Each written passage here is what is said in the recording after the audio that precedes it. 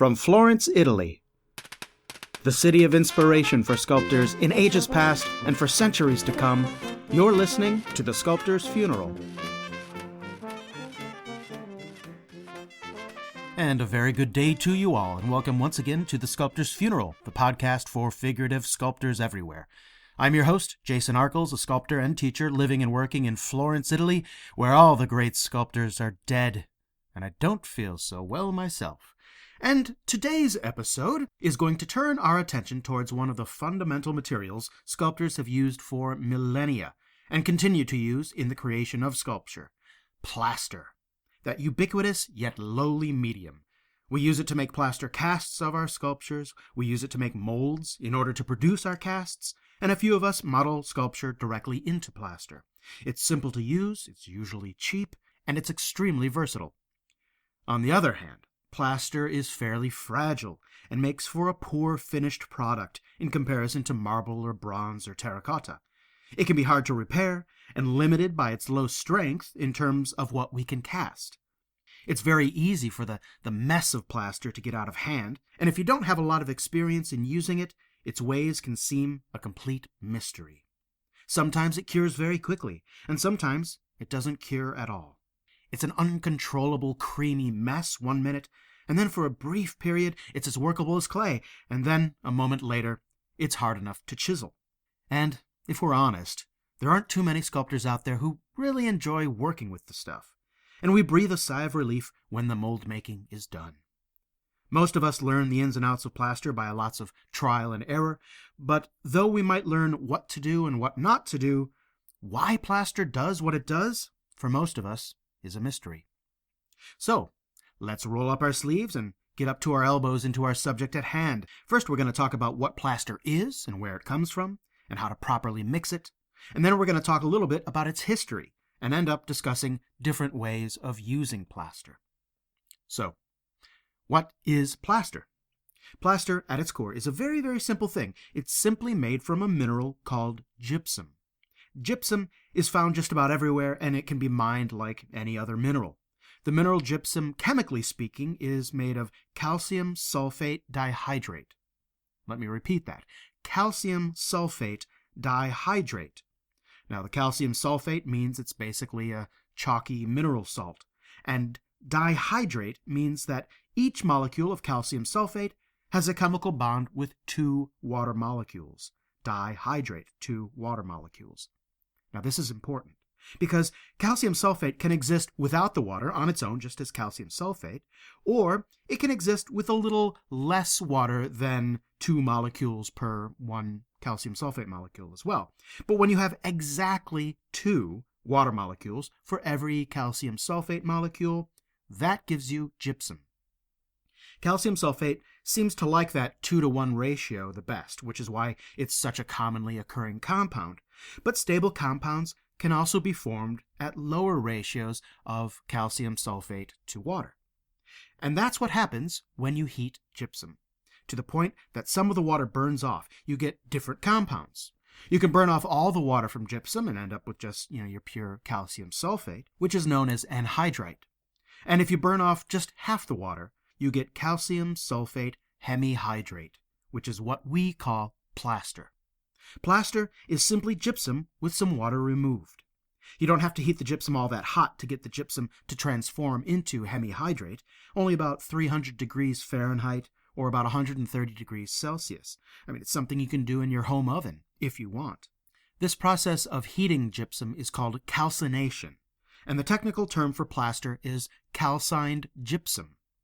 Now, for those of us in Italy, we can hear a similarity in the term calcined gypsum to the phrase calco in gesso, which, in Italian, is the phrase for plaster cast. Okay, so now it's pretty easy to understand just what happens when we mix plaster with water. We're just providing water molecules for the hemihydrate to attach to in order to turn back into dihydrate, or gypsum. So technically, when the powder is in the bag, we call it plaster, but after you mix it and let it set, that's gypsum. And the process is readily reversible. You just take your set plaster, you crush it into a powder, you heat it to 130 degrees Celsius for as long as it takes, and then it's plaster again. Now, whether or not it's worth it to you to recycle plaster, that's up to you. It might be cheaper and easier just to buy more plaster. But if you want to go green in your studio, you might be able to find a way to pulverize and heat your set gypsum efficiently. Now, since plaster is so simple to make and gypsum is so plentiful, it's no surprise to find that it's been around for a long, long time as a material used in everything from construction to art. Gypsum deposits are really everywhere. There's a national park, actually, in New Mexico called the White Sands National Monument. Well, those white sands are actually gypsum deposits. And it's been estimated that there's enough gypsum there in the White Sands National Monument to supply the construction industry in the United States for the next 1,000 years. There's a large gypsum deposit right in the middle of Paris, France, as well. And this was the first gypsum deposit to be mined commercially, and was sold as Plaster of Paris. Hence the reason plaster is today sometimes commonly called Plaster of Paris. But the stuff coming from Paris, it's the same as can be found coming anywhere else. There are even large dunes of gypsum that have been discovered on Mars. So, for the younger listeners out there, when you eventually set up your sculpture studios on future Mars colonies, you can leave your plaster back on Earth. You can make your own once you get there. Today, when sculptors buy their plaster, it is usually called something like pottery plaster, or art plaster, or casting plaster, or something similar. But it's mostly just calcined gypsum, with some additives put in to alter certain properties. You can add various minerals like silica to make a stucco.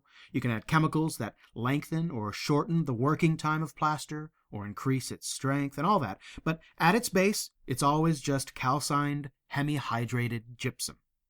And there are lots of plaster-based products out there with names like Hydrocal, Hydrostone, and so on. They're all gypsum-based, but they'll have acrylic or resinous additives for increased strength and other properties. Our discussion today is going to stick with the basic recipe for the sake of clarity and brevity.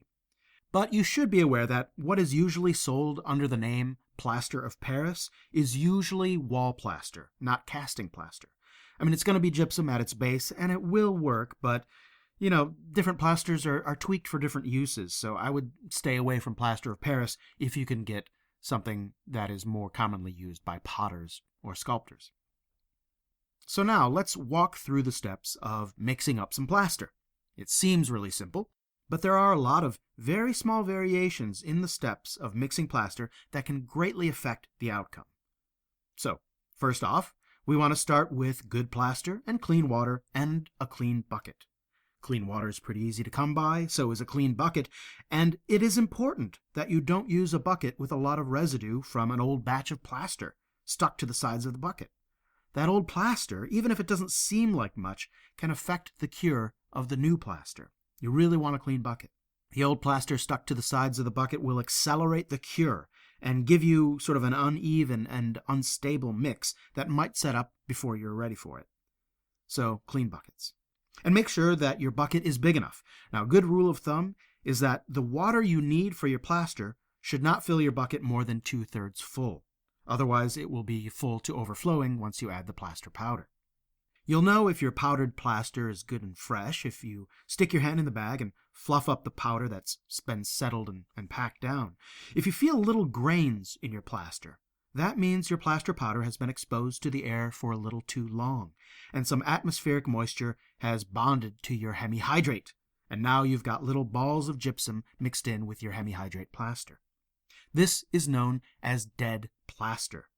Don't use dead plaster. You will be sorry. Either it will set up much too quickly, like when you have a dirty bucket, or set up into a dense, soft, slushy mass with almost zero strength. So, now that we're sure we have good ingredients, we add them together. Now, you always add the powder to the water. Start with your water and sift in the powder between your fingers. You don't have to overdo the sifting part here. You just don't want to throw in big handfuls and lumps. You want to distribute the powder evenly over the surface of the water. Now, how much plaster to water?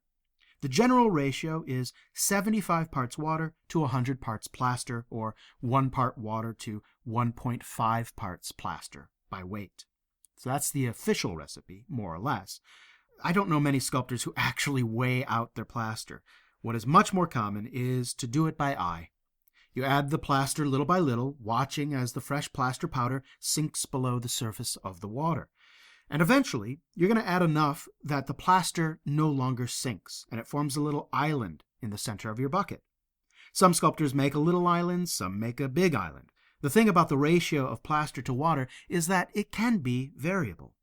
Remember, hemihydrate plaster needs to chemically recombine with a very precise amount of water in order to form gypsum, right? You need those 2 water molecules for every water molecule of calcium sulfate. So if we added only that precise amount, it would only be enough to dampen the powder slightly, all right? So we add tons more water to the mix when we make plaster. We add tons more than is chemically required so that the calcium sulfate is in a water suspension. When calcium sulfate recombines with water, it crystallizes, kind of forms a crystal of gypsum, which then links to the other gypsum crystals, forming a porous matrix. Now, the extra water that we added in order to create a suspension just sort of hangs out inside this porous matrix until it has a chance to evaporate. And that's why, even though your bucket of plaster turns into a solid, it's a heavy, moist solid that needs to dry out for a while. So, long story short, the amount of water you are adding is always plenty for the chemical curing of plaster to happen. It's just a matter of the density of the liquid suspension you are creating. It can be a little thin or a little thick, and you'll still get plaster turning into gypsum at the end of the process. However, the thinness or thickness of your suspension has ramifications. There's only so much extra water a suspension of calcined gypsum will float around in. Now, a sure sign that you've added too much water is, after mixing, if you let the plaster sit for a few minutes, you start to see a layer of clear water floating over the suspension of plaster. Now, to fix this, you simply just pour the water right off the top. You can wait a few more minutes if you have the time and see if more water rises to the surface, and if it does, remove that too.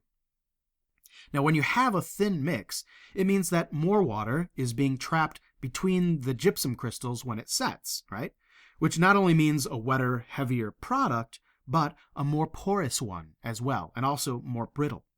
Now, this could be a good thing or a bad thing, depending on what you're using the plaster for. So, for instance, if you're making a slip mold, you might want a more porous plaster, right? As slip molds need to be absorbent, so you might make it out of a thinner plaster. And, of course, just the opposite happens when you have a thicker suspension of plaster. Basically, less water and a thicker suspension makes for a denser, harder plaster. So it's easy to see how we might use these differences between a thin mix and a thick mix to our advantage. Say you're making a waste mold, right? You might want to make the mold out of plaster mixed on the thin side, so you're getting a more brittle mold that can easily chip off the cast. And you might want to make the cast with thicker plaster, which will be more dense and harder than the mold you're chipping off of it. Okay, so we add our plaster to the water, thin or thick or just right, however you want it, and then the next step is to do nothing.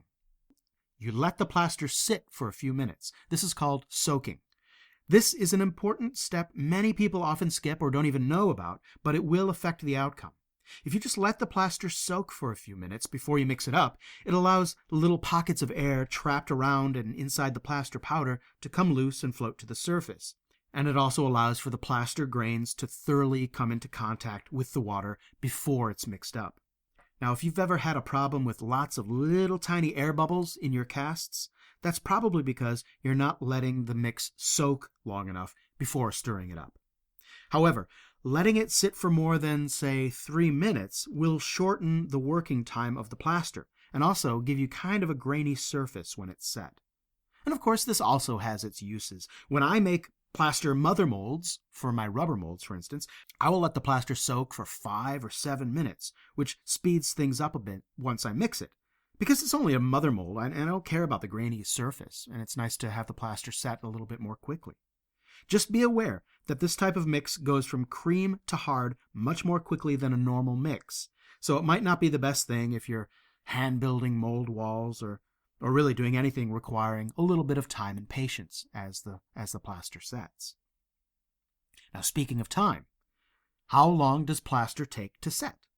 Well, under normal circumstances, with the proper water ratio and at room temperature, from mixing to set takes about 45 minutes.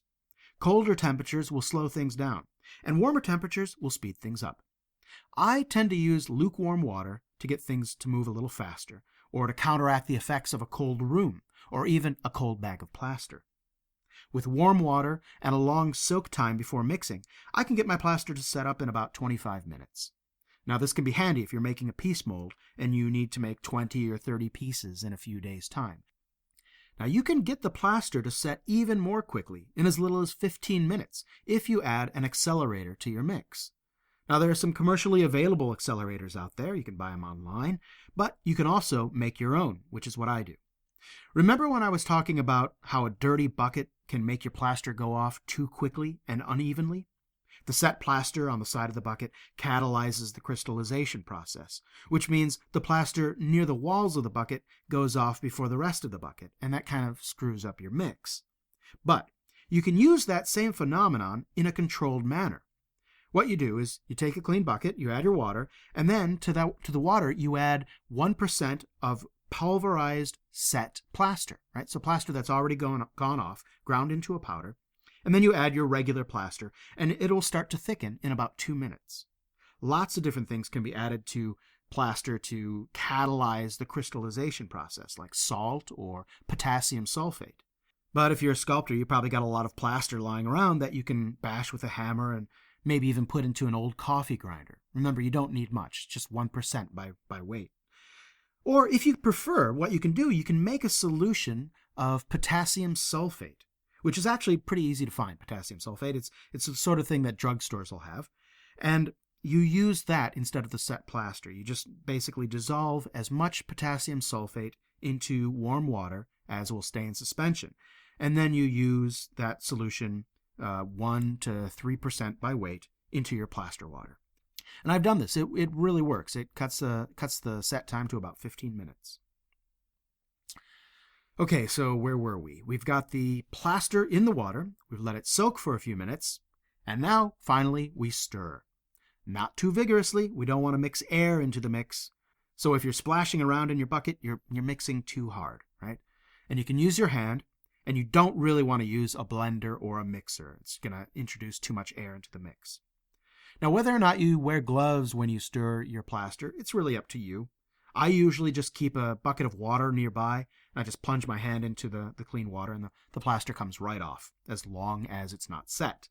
You don't want to let it set on your skin, or else you will have to scrub yourself raw to get that plaster off, especially if you've got hairy arms. And of course, don't ever do anything like stick your hand into a bucket of plaster and let it set in order to make a mold of your hand. In 2007, a high schooler in England sustained third-degree burns after encasing her hands in a bucket of plaster as part of some sort of school art project, and her burns were so severe that she required amputation of both her thumbs and 6 of her fingers. The setting of plaster is an exothermic chemical reaction. It produces heat, and plaster in large quantities can produce a lot of heat. Mixing and using plaster with your bare hands is fine, but continuous contact after it is set is when you're going to get burned. Now, if you're going to do a life mask or any sort of body casting, use the proper stuff. Use alginate. Don't use plaster. Anyway, back to the mixing. So like everything else in making plaster, how you mix will affect the results. Mixing the plaster just enough, just enough to work out all the lumps and get an even consistency, that's really all you need. Once the mix is uniform, you don't need to stir it anymore. But the more you mix, the creamier the plaster becomes. This also seems to slow down the set time of plaster slightly, and it also produces a denser, less porous plaster. So when I make a mold, I don't really stir that much, and it speeds up the set time, and it's all good. But for when I'm making casting plaster, I'll mix for 2 or 3 minutes, and I'll get a denser, creamier plaster. At the end of the day, how you mix your plaster, and then when you use it after it's mixed, it's going to depend on what you're doing with it, right? So if you're making a cast, of course you want to pour the plaster pretty much immediately after you've mixed it, right? Because it's in its most liquid state. You want to get all the details of your mold. But if you're making a mold, you might want to allow the plaster to thicken up in the bucket a little bit so that, it's thick enough where it stays where you put it, or you can use a trowel or spatula to apply the plaster.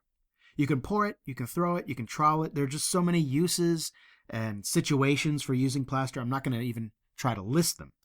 I will talk about different types of plaster molds in a few minutes, but in general, you just have to find out what works for you. But at least now you know how to control the properties of your plaster by the way in which you prepare the mix. Okay, now that we have all the technical talk out of the way, we'll discuss the history of plaster and plaster casts as they relate to the European figurative tradition, when the sculptor's funeral continues.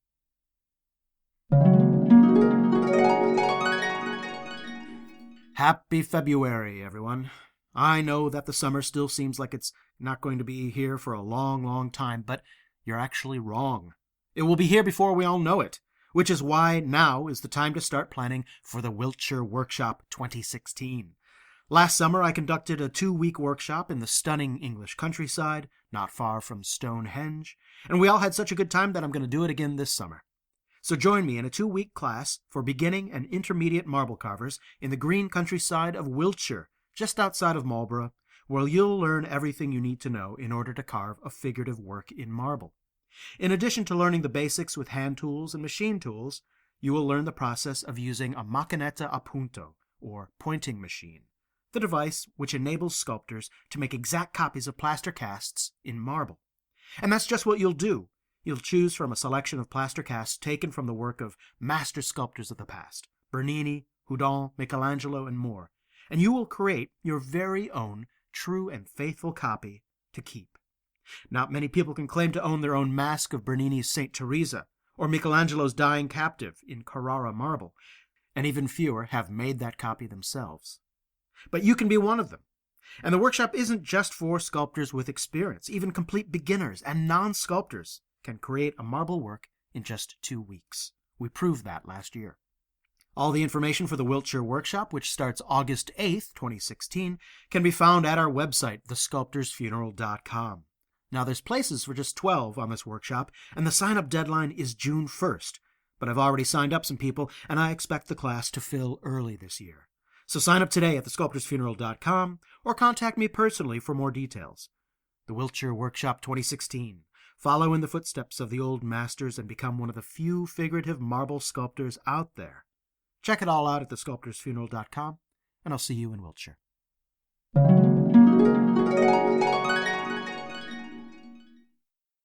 Okay, a little bit of a history lesson. The earliest recorded use of plaster goes all the way back to 6000 BC. It's been around a long, long time, and it's been used as a cement and a stucco, and it was even used to decorate the interiors of the Great Pyramids. Plastering walls and carving reliefs into the plaster goes back thousands of years, and modeling plaster into three-dimensional forms or even casting forms in plaster probably goes back that far as well. And some of the oldest surviving examples of wall decorations done in plaster can be found in the ruins of Pompeii, which dates to late Roman antiquity. As we know, plaster is fragile, and it will degrade quickly in the elements if left exposed, so surviving plaster work from antiquity is pretty rare. You're only going to find it in places that have been buried with ash for the last 2 millennia. Now, apart from its use as a stucco over masonry, or as a cement, plaster has always found a use in reproducing forms in molds. The idea of reproducing large numbers of the same form would have probably found its earliest use in the field of industrial pottery, for large-scale production of anything from clay cups to roof tiles or clay pipes.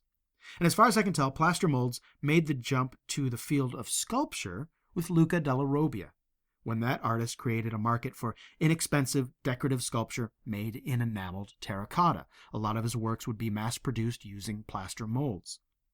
The plaster molds would have been negative forms of original clay works, into which you would push a little clay to reproduce that form in a copy of clay. Florence in the mid-1400s is littered with Madonnas and little baby Jesuses, produced in this way by Luca della Robbia and many of his contemporaries. But those examples are of plaster molds used to reproduce ceramics. But what about plaster casts? When did sculptors start to cast their clay models into plaster? Now today, casting our clay work into plaster is the single most common technical application taught to figurative sculptors in schools and ateliers, and it's how we show our work to the world without having to commit to the cost and labor of bronze or marble. It's how we preserve our ideas to be perhaps more fully fleshed out at a later date. It's a fundamental process of sculpture. But when did that practice originate? Interestingly, the actual process of casting in plaster to preserve the form of a temporary medium, like wet clay or wax, seems to have evolved from the practice of making death masks. Much like fresh clay, human flesh is an all too temporary medium, and most of the early plaster casts I can locate come in the form of death masks. There's a lot of conjecture and theory about the uses and production of death masks. Many people think that the Greeks, maybe even the Egyptians, took molds off the faces of the dead and then cast them into masks. They then used these masks to create portraits in a more durable medium. And the same ideas are floated around for Roman portrait busts, that many Roman portrait busts might have been made from death masks. But the thing is, I can't locate any hard evidence for any of these theories. There are no plaster death masks or life masks from antiquity that survive, so we really can only guess. Now, by the time the late Middle Ages come in, we have written evidence of the practice of death masks. In Il Libro d'Arte, or the Book of Art, sometimes known as the Craftsman's Handbook, and that was written by Cennino Cennini, and it was published in 1392. Now, the Libro d'Arte, the Craftsman's Handbook, it's a great little book, and it's still available commercially today. I think it's in a Dover reprint.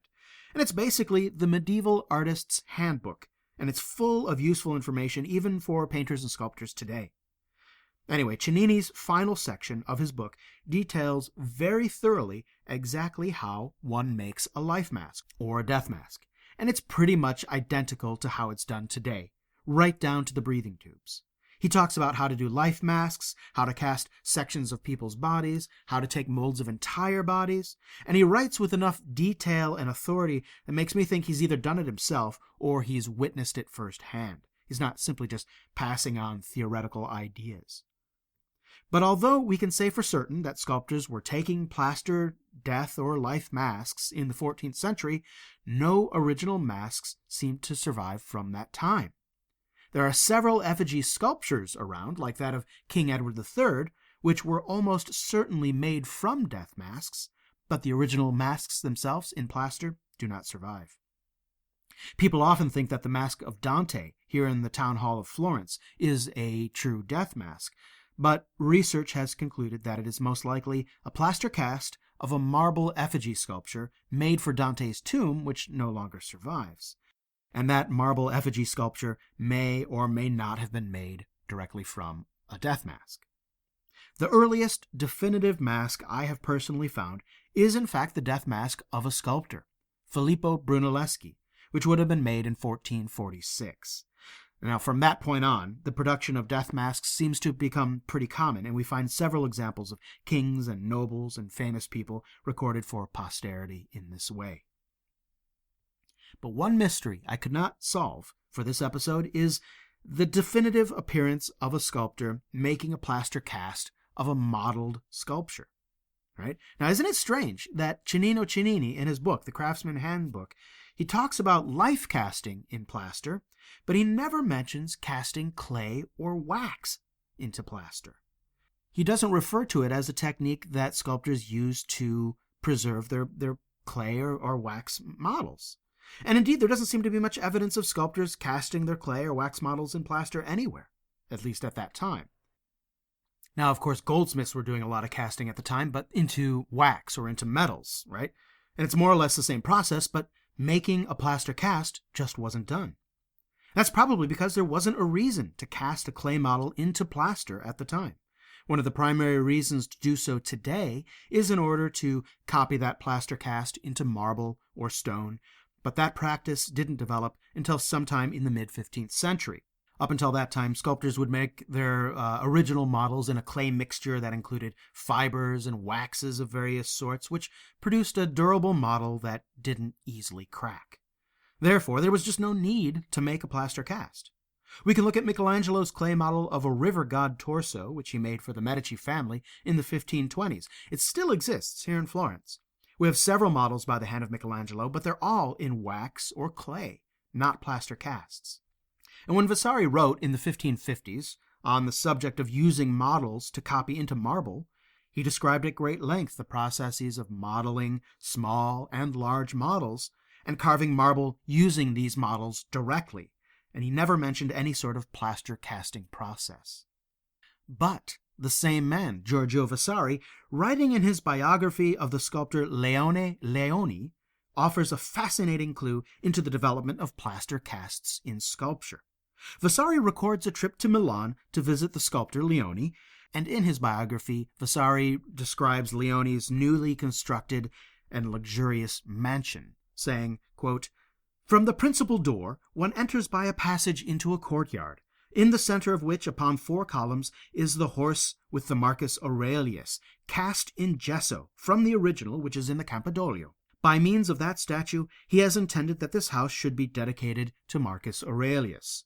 Besides the horse, he has, in that beautiful and most commodious habitation, as many casts in gesso as he has been able to obtain of famous works in sculpture and casting, both ancient and modern." So here, Vasari is talking about plaster casts. And in fact, it's the earliest evidence of the existence of a plaster cast collection made from antique and famous sculptures. Again, this would have been somewhere in the 1540s or 1550s. And the fact that Vasari mentions this collection of casts may illustrate just how unique such a collection was. So now we've got a couple pieces of the puzzle here. We've got life casting becoming popular. We have sculptors making plaster casts of marble works from antiquity. But when did sculptors start to cast their own clay work into plaster? I can't seem to find a historian or author that has explored this question at all, which is kind of crazy if you ask me, considering what a fundamental part of figurative sculpture the process has been for the last 6 centuries. So all I can offer you is a theoretical beginning to the practice, which leads to the earliest plaster cast of a clay model that I have found. So if any of you out there know of an instance of a plaster cast of a clay sculpture in European figurative sculpture earlier than 1575, I would love to hear about it. So what I have found is that plaster casts from clay models seems to make an appearance during the middle career of the Mannerist sculptor John Bologna. If you recall, it was John Bologna who transformed his sculpture workshop into something more resembling a real industrial production, churning out editions and reproductions of his work in various dimensions and quantities to satisfy the diplomatic and charitable needs of the Archduke of Florence and his habit of gifting John Bologna's bronzes to visiting dignitaries. John Bologna had a lot of assistants and specialists who worked for him, who took many of John Bologna's works to a finished state without them being handled much at all by the master himself. Now, under these conditions, we can understand just how useful it would be to have plaster casts of John Bologna's clay originals. Assistants could refer to the preserved forms in plaster to finish the work to a fine degree without having to involve the constantly busy John Bologna. Now, there is documentary evidence for a cast model for a large-scale work made in 1565.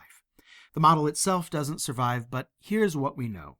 We know that John Bologna was asked to create a temporary statue to be used as a decoration for a parade in Florence, celebrating the arrival of Joanna of Austria, who was to be married to Francesco de' Medici.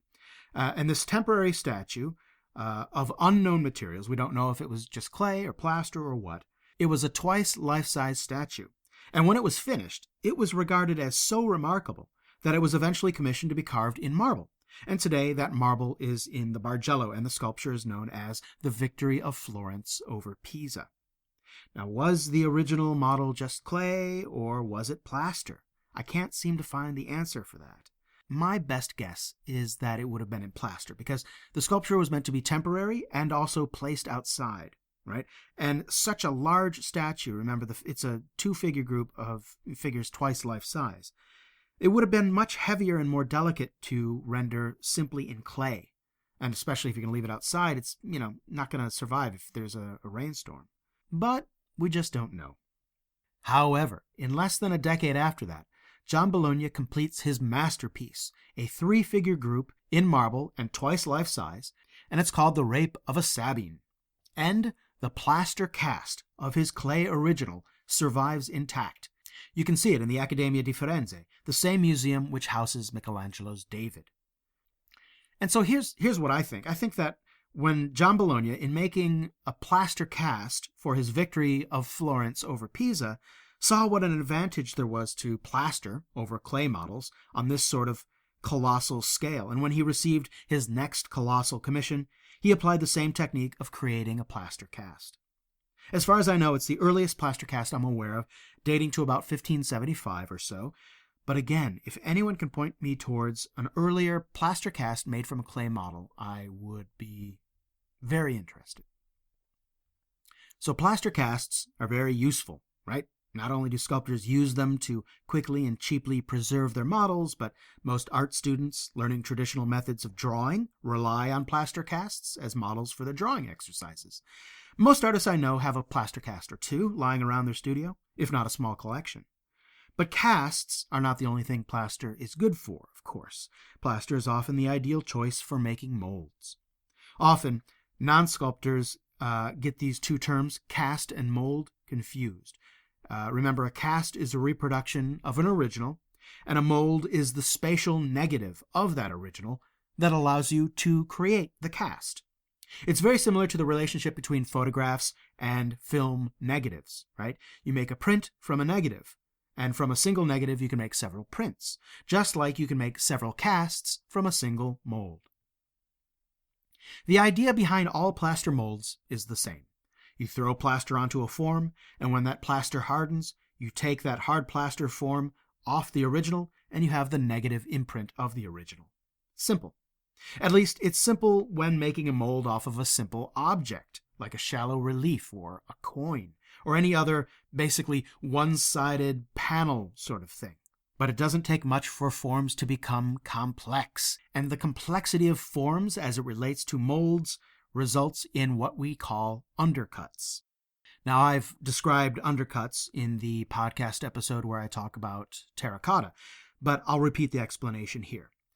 Basically, imagine taking your clenched fist and sticking it into a bucket of fresh plaster. Once that plaster sets, you will not be able to get your fist out of the bucket, and as I mentioned, you'll burn yourself too. But you won't be able to get your fist out of the bucket because the ball of your fist is larger than the circumference of your wrist, right? You're stuck. But if you were to take your fist and just cover one side of it with plaster, and then do the other side with more plaster, making essentially a two-part mold, you can then remove the two halves from your fist without the loss of your hand. These two parts of the mold eliminate the undercut which was present in the one-part mold you made in your bucket of plaster. But undercuts can be a lot less obvious than a fist in a bucket of plaster. Anytime a part of the surface of what you're casting turns more than 180 degrees from another part, whether that's the underside of a chin, or around a nostril, or around a finger, or anything else, a mold made from a rigid material like plaster will lock onto it, right? So to eliminate the undercut, you make multiple mold pieces. And this is why today rubber molds are so popular, right? Silicon rubber takes an impression, but you can flex the mold around most undercuts, meaning you can make the mold in fewer pieces and not worry about damage to the mold or to the cast or to the original. Nowadays, I think the majority of sculptors, even as students, use silicon rubber or similar flexible products to make molds. They are expensive, but they require comparatively little skill compared to plaster molds, and therefore a little more fail-safe in the hands of a beginner. But rubber molds have only been in widespread use for the last 50 years or so. In the 19th century and before, every sculptor knew at least how to make a few different types of molds in plaster in order to preserve their work. I'm going to go through the two main types of plaster molds that were common historically, and their advantages and disadvantages. I won't be going into detail. I'm not going to give you a step-by-step process of how to make these molds. So I'm not going to go into detail about how to make mold walls or how to prepare oil soap or anything like that. Just the basics. But that information, if you need it, it's available all over the place in books and videos. Just search on YouTube and you can find dozens of how-to videos on making molds. So the simplest and easiest mold to make as well as the most limited type of mold, is called a waste mold. The name will make sense once I describe what this mold does. So let's say you have a portrait bust, and you want to make a plaster cast of it. Just a simple head and shoulders. Just like in my example of making a mold of a fist, you need to divide the mold into two parts. So you use metal shims or walls of clay that divide the head in half. And you throw plaster on one side of the head, and you let that set. And then you throw plaster on the other side. And now your clay head is entirely encased in plaster. But wait, what about all the undercuts that I mentioned that might exist in this portrait bust? The insides of the nostrils, the underside of the chin, the locks of curly hair or behind the ears, and on and on and on. Well, you're about to find out why it's called a waste mold. If your clay model is soft, you can just pry the two halves of the mold apart, but it will likely damage your clay original. Your nostrils will rip out, your ears will rip off, and all sorts of deformations will occur. Remember, when a liquid, like plaster, becomes solid on a surface, a vacuum is created between the plaster and the clay, and so pulling the plaster off will pull at the clay, even when there isn't an undercut. Well, all right, you say, that's no problem. I messed up the original, but I have a mold, and now I can make a cast and thus preserve my original form. So you pick out the bits of clay from the inside of the mold pieces, and you apply your barrier coat of mold soap or oil, and then you tie the two halves of the mold back together, and you fill it with plaster. It is a bit more involved than that, of course, but I'm glossing over the details. So the plaster inside the mold sets, and now you're ready to open your mold to reveal the cast. But of course, you can't. The mold is locked tightly together, because all those undercuts, which in the clay just pulled away, are now reproduced in hard plaster. If you pull hard enough, the mold will open, but only after you've either broken the mold or broken the cast. And of course, it's the cast we want, and so instead of prying the mold open, we take a hammer and chisel and we chip the mold off the cast, destroying the mold in the process, hence the name waste mold. So, advantages and disadvantages to waste molding. On the plus side, this type of mold is quick and easy to make when you know how to do it right, and there is no cheaper way to get a plaster cast. On the downside, you only get one cast out of the mold, and you only get one chance at that cast. Making the mold often destroys the original, so if you mess up the mold, there's no backup. Also, if you mess up the cast, there's no chance to make another. And it's easy to chip a little too hard at the waste mold and accidentally hit the cast or even break it in the process of freeing it from the mold.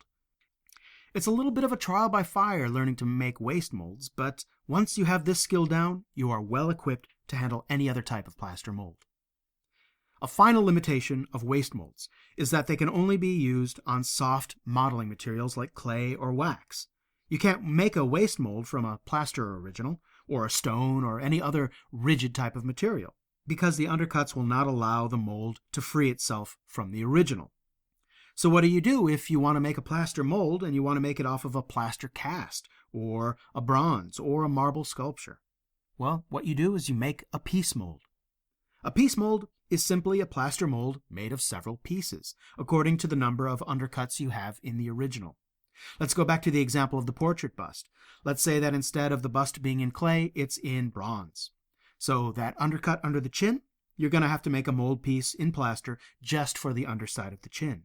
Maybe 2 more, 1 for each nostril, and then 2 more for each side of the face, and 4 or 5 more, going around the ears and the back of the head, and front of the shoulders and back of the shoulders, limiting the area of each mold piece to simple, non-undercut forms. Each form can be pulled right off the surface of the bronze without it catching on anything. And when you've got it all encased, you then disassemble the piece mold from the original and reassemble it like a big 3-dimensional jigsaw puzzle, and then you can use it to cast your plaster. And if the pieces of the piece mold come right off the original, they're going to also come right off your plaster cast just as easily, with no damage to either the cast or the mold pieces. This means, of course, that you can make more than one cast with your piece mold, just as you can with a rubber mold. Before rubber molds, piece molds were king. It's how most of the sculpture you love from the last several centuries was cast into bronze, and the majority of the plaster casts you find in museums were made with piece molds. On a technical level, they are no more difficult to make than a waste mold, But the real difficulty is knowing exactly where the undercuts will be and how to work around them.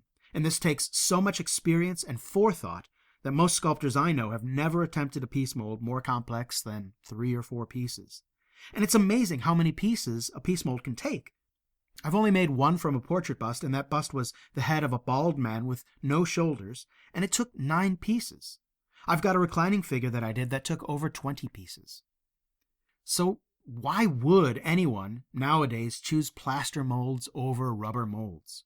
Well, cost is a factor, especially on a large scale. One time I sculpted a 3 times life-size head, and I did it just for the fun of working on that scale. And if I had made a rubber mold of that head, it probably would have cost me 400 euros. Then I would have had to find a place to store a huge mold that I may well never use again. Instead, I made a waste mold, and the plaster I used for both the mold and the cast amounted to about 30 euros. And I don't have an enormous mold to take care of either.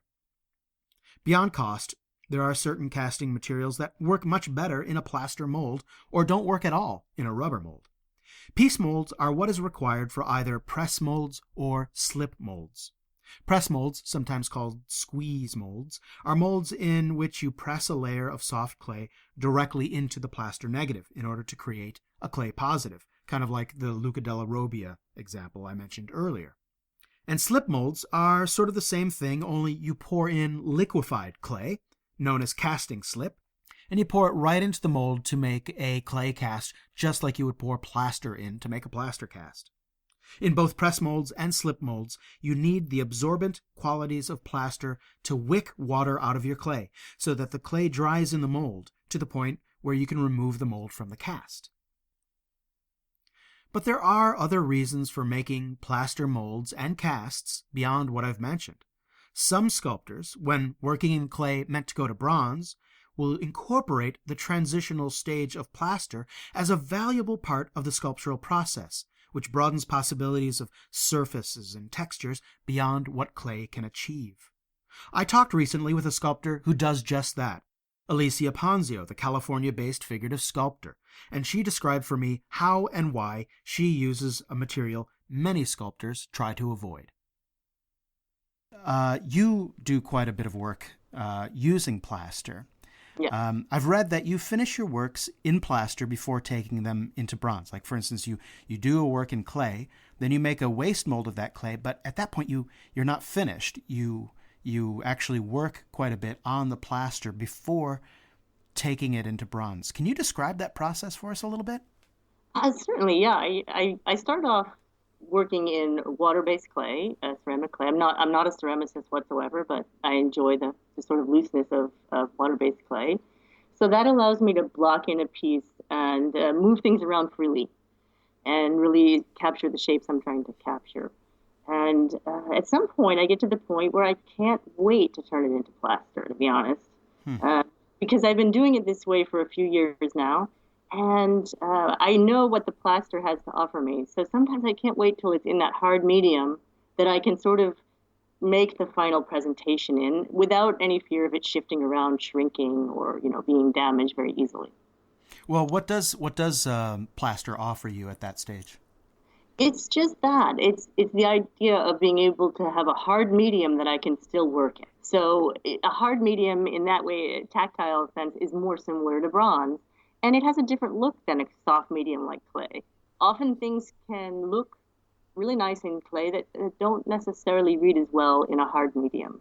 So even though it's white and it has a completely different value in color than bronze, in some ways it has more similar properties. And seeing it in that hard medium helps me to see how it's going to translate. But also, I feel confident that I can make any change that I want to make in plaster. In a way, it's as flexible as clay, although the method is a little bit different. I think you're in a real minority in your affinity for plaster. I know many, if not most, sculptors just sort of, kind of dread plaster. Yeah, it's weird, isn't it? I get that all the time. I know it's quite odd, and a lot of people think it's impractical. Why don't you just use a rubber mold? And I do use a rubber mold, but I really enjoy finishing the piece in plaster. And on a practical level, I like having a plaster original. That means that I get to keep my original, which with clay is usually not the case. So I get to keep it, and I can make another mold of it if I ever need to. I like it that way, and I can ship it if I need to move somewhere or something like that. I also like making a rubber mold with a hard copy. So I can take up a plaster bust and lay it down and build clay walls around it without any fear of damaging it. Sure, it's so much easier. Yeah. It's easy, and I can make the mold in two parts. Yeah. So I don't have to slice with a knife or anything like that, and it'll fit together wonderfully. So especially with the rubber that is available in the United States, the idea of being able to lay the piece down is helpful in my mind because it's not that paste rubber that at least I was trained on in Italy. Yeah, the good stuff. That, see, I hate making molds in the United States. I've learned, and I actually enjoy this now, but I was with you when I first moved back. The rubber stuff that defies gravity that you have over there. Yeah. We're using liquid here, so the ability to lay it down actually helps when you're doing a brush-up mold. Sure. Or if you're doing a blanket mold, it's nice to have a hard copy that you can really fix to a board so that's not going to shift around on you when you're pouring the rubber and that sort of thing. Now, you mentioned you're not a ceramicist, you say, but I'm wondering if you've ever made piece molds, because I've seen some photos, I think on Facebook again, of you dealing with a fairly complex waste mold, and it just seems like you definitely have all the skills and the will to get into to piece molds. Well, I've played around with it. I wouldn't say I've really created one that could be used. But when I first started learning a little more about plaster, I actually learned by watching a mold maker that was working on my pieces. I learned a lot of things from him. His name is Stefano Castelli. Mm-hmm. He's a third-generation mold maker from Pietrasanta. And I had him do a couple of waste molds for me, and I paid close attention to how he handled plaster. And he does piece molds, quite complex piece molds to this day. And from methods that have been handed down to him from his father and grandfather and so on. So I've examined a lot of his molds, and I was really inspired. And I'm actually planning to experiment with them more because I like the result. I like the pieces that you see of Rodin's where the piece mold seams are still showing. Right, right. Yeah, leaving a bit of the process visible. Yes, and I actually enjoy the puzzle of making a plaster mold. It's kind of that's really ridiculous, isn't it? But No, it's not. Actually, I'm totally on your side when it comes to plaster. I'm a big fan. When I started teaching at Charles Cecil's studio, we didn't get into rubber molds at all until maybe 2002, 2003. We were doing nothing but waste molds, and I think it was a very, very good initiation and training.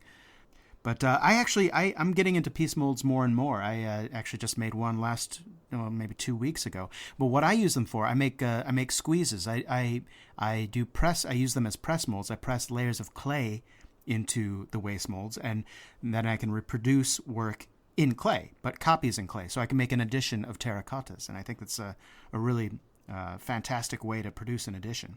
Oh, yeah, that's fantastic. And then that's something that I would love to experiment with. It's great to hear that you're doing that. Yeah, and you know what? The great thing about it is when you sort of put the jigsaw puzzle together, you got this clay in there. You let it sit for several days. It obviously it's going to dry and adhere one piece to the other, but it also shrinks. And so taking off the waste mold is a lot easier because the cast is smaller than the mold. So you can actually get away with mild undercuts. Wow, I didn't realize that. Yeah, it's great. It's great. I totally recommend it for someone who, can actually like plaster, much less tolerate it. I totally recommend getting into it. It's a lot of fun. And it's great because I can produce a series of works and then I can change each one because, you pop it out of the mold and it's still clay and it's still fresh enough to work. Wow, yes, that sounds like a lot of freedom that it would buy you. Being able to, yeah, wonderful, yeah. Yeah. Listen, out of curiosity, were you ever inspired? I mean, how did you get into, what was the idea that occurred to you to cast your clays into plaster and then work the plaster? Was it just something that, happened organically, or were you inspired by someone? How did that work? That's a really good question, actually. I think I heard, and I can't say whether Rob Bodum said it or one of my other teachers, said something off, just off the cuff, like, really the best way to make a mold would be to do a waste mold first and get a plaster. So I thought I'd try it. Mm-hmm. And everybody who I've talked about it says, oh, that's just too much work. But for me, a waste mold isn't, now that I've gotten some practice at it, it's not that much work. I can do the mold in a couple hours, and then casting it might take another half a day, and then, there it is. But so I tried it a few times, and I really did like the results. And I liked, as I mentioned, making the mold, the rubber mold, on the hard plaster. And I also liked that I could bring the plaster to the foundry with me if there was any problem with the wax, and say, hey, this is what it's supposed to look like, and I could use it as a reference to work on the wax with. So perfect. Hooked on it, and then it just became part of my method. And it's also something where sometimes as I'm getting toward the end of a piece, you know how it is working with ceramic clay, at some point it can become a little bit harder to work on. Once it gets really dry, Sure. It starts to dry out really fast no matter what you do with it, And sometimes I say, okay, if I just make this into plaster, I can take my time finishing it and just kind of, not feel like there's any sort of press for time. Right. And of course, there are things that, a hard, solid medium lends itself better to than a soft medium, like the difference between plaster and clay. You can get a smooth, curved plane much more easily in plaster, I think, if you're using the right tools, the right rasps, just like you can in marble. It's obviously similar to working in marble. True, and a lot of times I'm designing also how the piece is going to be mounted. I may be chipping off the bottom of the portrait because I don't want that to be part of the composition. And it's really fast to work with plaster and that chip, and you can add if you need to in order to sort of finish the composition. So that's something that I generally leave till the plaster to figure out, and I like that. I think also watching Stefano Castelli, the mold maker that I mentioned earlier, inspired me because he often refuses to do a rubber mold unless he's allowed to do the plaster mold first. Oh, really? And he will not transport water-based clay to his studio. So it's his way of getting the piece to his studio safely, where he can then take his time making the rubber mold and give a lot of attention to it. I was really, as I mentioned, he wasn't necessarily my teacher. He didn't offer to teach me anything. I just learned from watching. Right. Thank you so much, Alicia. Thank you. I really appreciate you having me on the show. It's been a blast.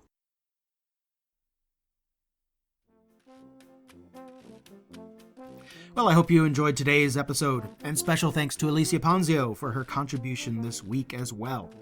Don't forget, you can check out additional content at the Sculptor's Funeral YouTube channel or on our Facebook group page as well. And while you're on Facebook, you can join in the conversation, ask a question, leave a comment about the podcast, or about sculpture in general.